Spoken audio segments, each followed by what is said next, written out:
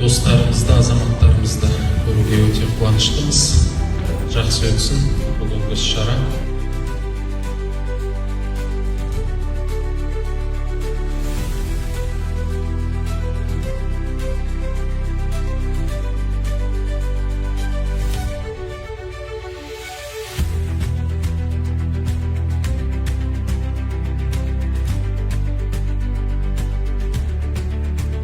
Финал сезоне.